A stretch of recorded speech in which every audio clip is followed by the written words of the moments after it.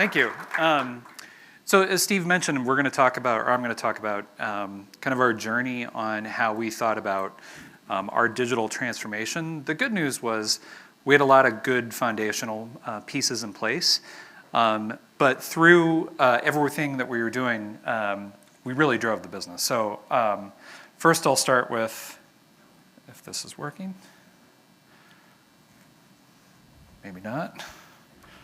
There we go. So what the hell is a Pancheros? So it's a burrito joint. And that's as simple as it is. We are a founder-led brand with 70 locations, started at the University of Iowa. We make burritos, tacos, salads, quesadillas, and bowls. But really what sets us apart is our approach to simplicity. So we make everything in every restaurant from scratch every single day, including the tortilla as you order it. So we make fresh dough. As people come up, we press a dough ball and put it on the grill. And it is a significant difference in taste and experience and the smell and just everything. And then we also mix everything before we roll. So we want to make sure that if you have sour cream and chicken and black beans and everything, you don't get a mouthful of rice or sour cream, that you get a little bit of everything in one bite. And so the slide that should be here is who the hell am I? I spent 15 years at Chipotle. Before this, had the good fortune to come on with Pancheros as the VP of Marketing in August. I was leading advertising, the CRM and loyalty program for Chipotle, integrated marketing insights. So I had a lot of good kind of foundational knowledge about selling burritos, which helped. So we have a great, super loyal, super passionate fan base, and all of these are unsolicited. Photos, images from our customers telling us how much they love us. We had one kid in his high school yearbook, his quote was his order at Pancheros. So, part of what we wanted to do, we knew we had this super fanatic fan base, and we wanted to unlock that a bit. So when I started in 2018, we had the app that we had launched on a Punch platform. So we had a great kind of starting point for the app. We had the loyalty program, which was very simple intentionally. We try not to get in the way of people getting what they want, ordering. So those two pieces we had set up, and we just needed to leverage them. We also had advertising campaigns that we'd produced different assets over the years and kind of melded them together, and you could tell some were newer, some were older. And looking at our restaurants, we're 70 restaurants in 13 states and 28 DMAs, and really we should have been digital first in everything that we were doing. So we started a project with our ad agency to create a social and digital first campaign that I'll show you. We also relaunched our social channels, so we hired our first social media manager. We started developing a tone and a voice and a cadence of posting. We also had a lot of guest feedback coming in. So we have, I'm sure like everyone here, we have like 20 different channels that people talk to us through. And they were not connected at all. They weren't influencing everything else that we were doing. We had a lot of reviews coming in on Yelp and Google and Facebook that again we needed to respond to. We found out that like any restaurant brand, people find out about your restaurant by going to Google and Yelp. And lastly, we had a couple sales channels that we had introduced or were testing that we needed to leverage. So we had online pickup through the app. That again, it was doing okay, but it could have been doing much better. And we were testing delivery as I came on board in August. So what we needed to do was weave all these things together and think about all of these pieces as working together. So one thing that we did, and we're 70 restaurants, our budget is very modest. So we actually pixeled our site with Quantcast as a way to dig into who our guests were, let it run for 90 days, and literally I read every single page on Quantcast to develop this, this view of our guests. And what we found was our guests are tech-savvy pragmatists, so they're not the early adopters, but they are using technology to manage their life better. So they index highly for online ordering, for loyalty app usage. They index highly for cord cutters and streaming audio. They're also researchers, which meant they like to be informed about where they're going to go. They like bargains, so that's important to them. And then our guests are frequent diners, and they're very promiscuous, meaning we get a little bit of share, and that's a huge opportunity for us. So 12% of our guests were spending more than $5,000 on QSR. So one of the things that, as we started thinking about this, that informed how we approached the strategy was really designing around the customer journey. And if you think about how most people experience your brand, it starts in mobile. And so this was kind of a framework for us as we started to connect the dots between all of the pieces and parts to what we were doing. So creating awareness, how do we do that in social and digital, geo-targeted to all of our 70 restaurants. Creating consideration, some of that lower funnel activity with search, linking into our app so that people can complete a transaction. Driving preference, so creating and posting in social media so that people are used to seeing us. And then responding in these platforms like Yelp and Google so that we can create loyalty and advocacy, and hopefully all of this drives a virtuous cycle. So the more you have your loyalists talking about how great it is, the more it creates awareness and consideration, et cetera. So we started with the app because the app was kind of our foundation. One of our key metrics is participation rate. So for some of you that have Punch, we leaned on Punch quite a bit for best practices and what we should be doing and how we were compared with other brands. And one of the key metrics is participation rate.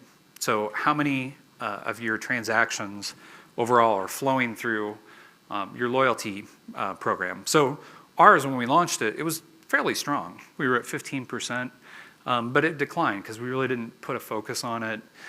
We didn't have programs designed for the app. We weren't really using loyalty as a CRM platform. So downloads were flat. And we were essentially treating all of our guests the same way. So we weren't talking to the high frequency, high value guests differently than we were talking to someone that had been in one time.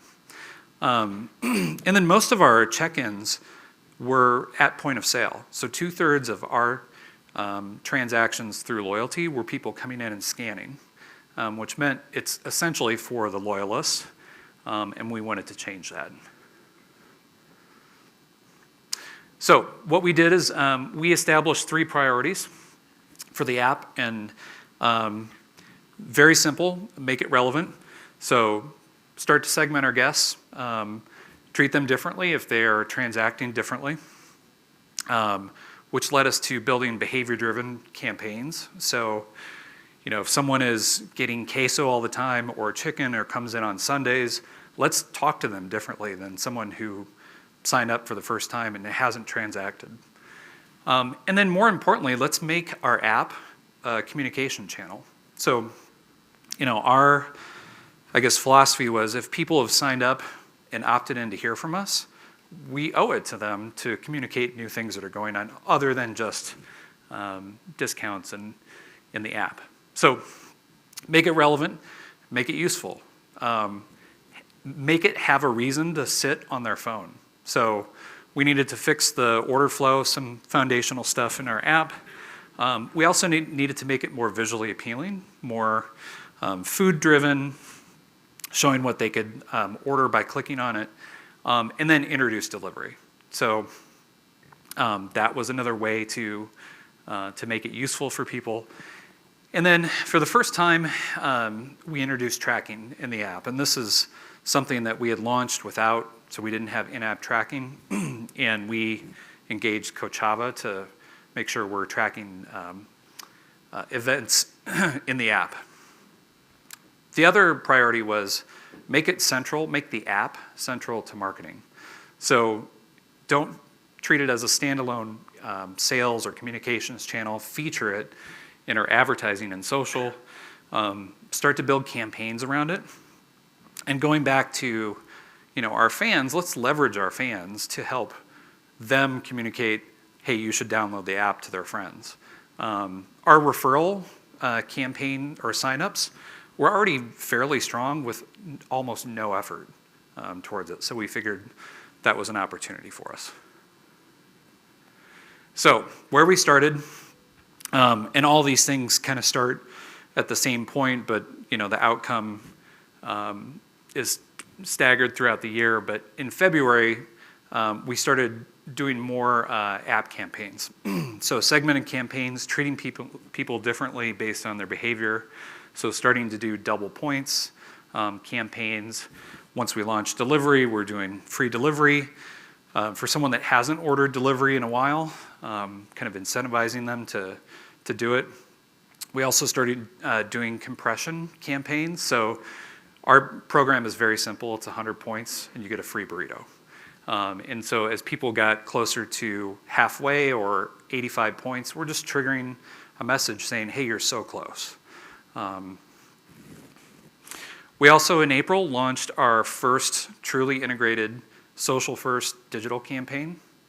And this was, we tested a couple concepts. One came out as a winner. But really this was designed for our franchisees that, replacing ad spend for one restaurant that may be spending $10,000 or $15,000 a year.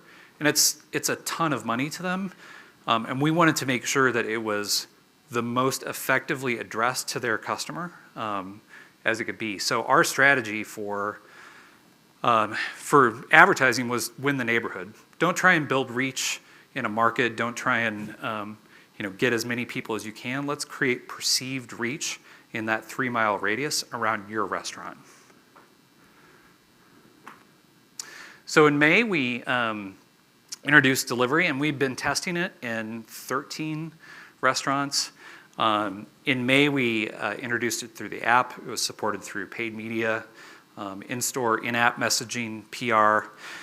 And what happened was the delivery launch resulted in sustained incremental sales, but it also had a couple other effects. So one was our online ordering increased at the same time that we launched delivery. So people got more accustomed to multiple order channels.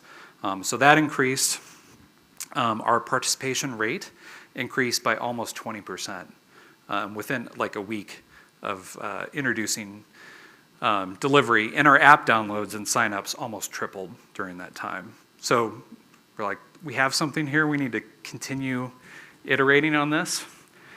So in the works, we also had review management and customer satisfaction. And this is really a joint effort between franchisees and operations and marketing to make sure that we were responding to identifying people that were leaving reviews online if they were a loyalty customer and responding to them in loyalty and, again, talking to them differently.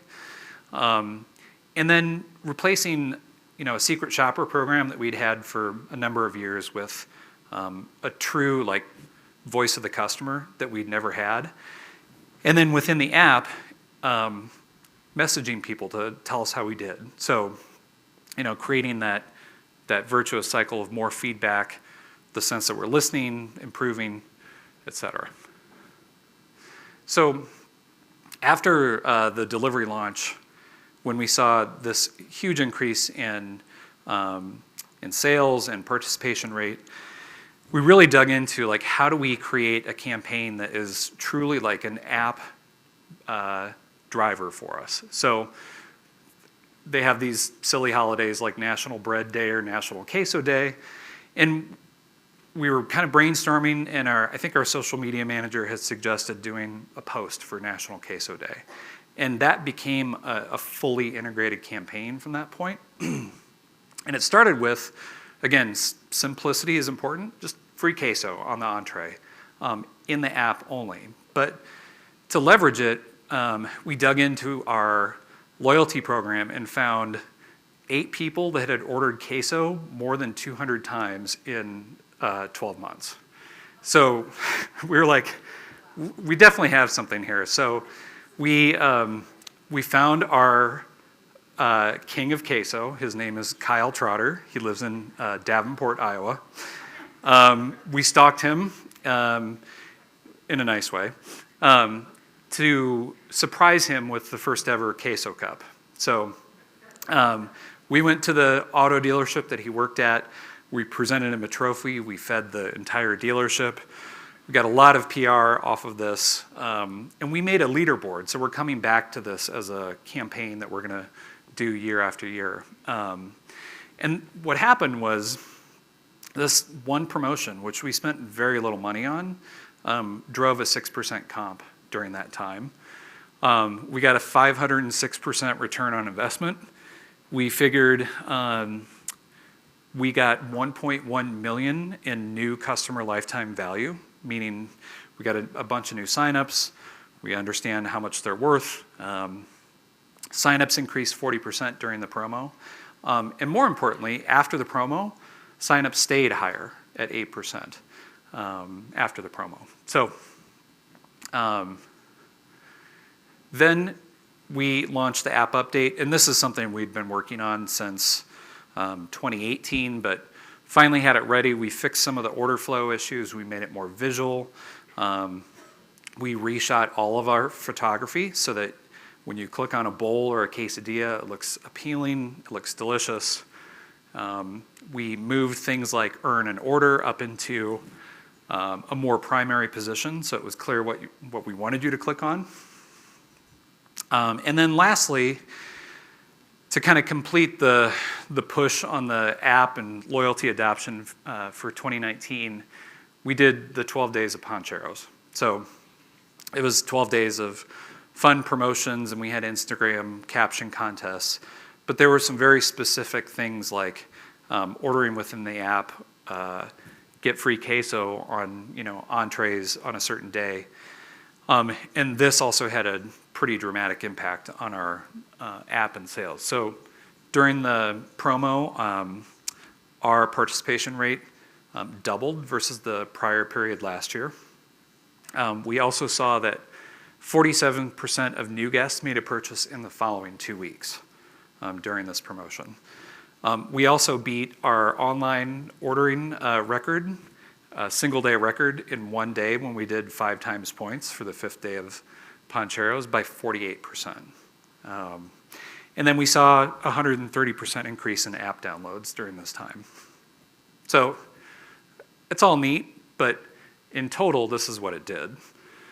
So overall, if you look at our participation rate, which has a really high correlation to sales growth, we increased our participation rate by 54% over basically a year.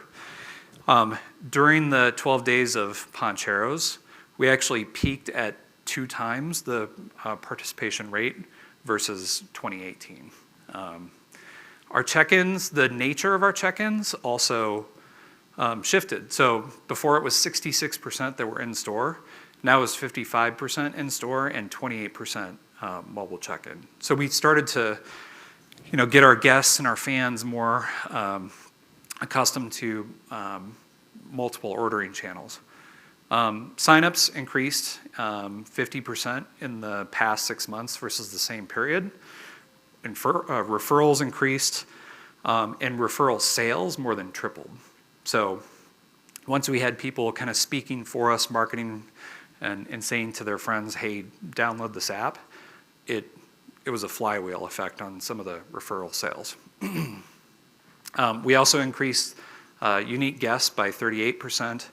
Loyalty sales increased by 37%. Online sales are up and have stayed up since then.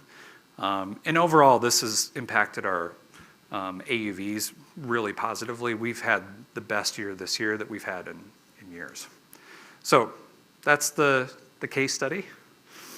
Thank you. Ryan, thank you so much. We have time for questions for Ryan.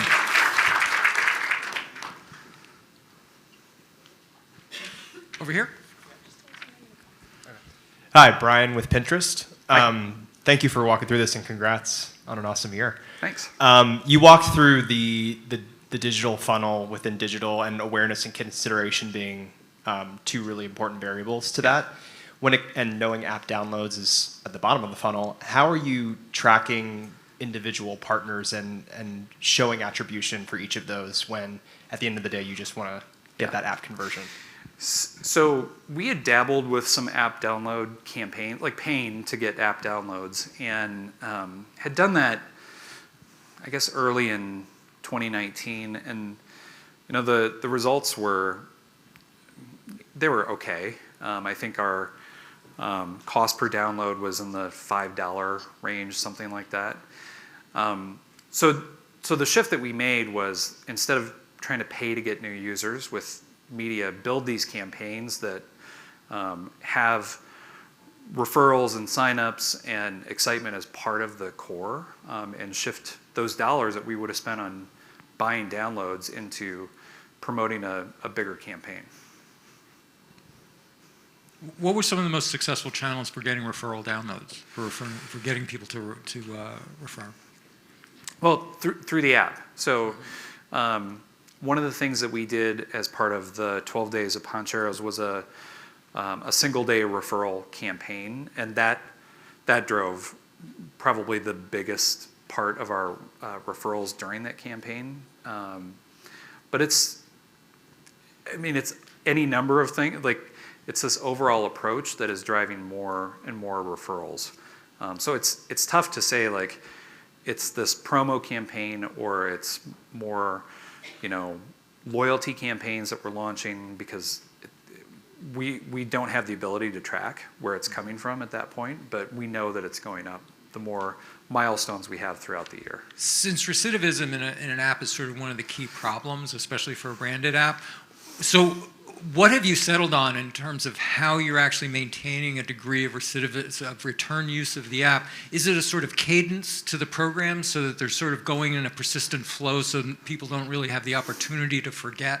What's really working? Because that's the key driver that makes the app work, is recidivism. Definitely. That's a great point. Our cadence is more frequent with different types of programs or messages, or programs designed around your behavior.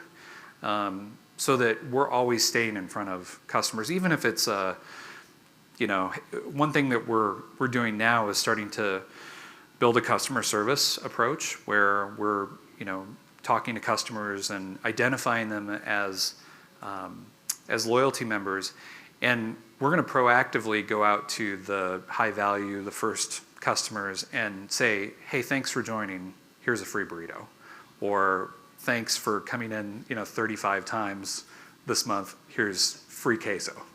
So you're doing it on that highly personalized a level. We are. Against individual behaviors. Yeah, we will be doing more of it.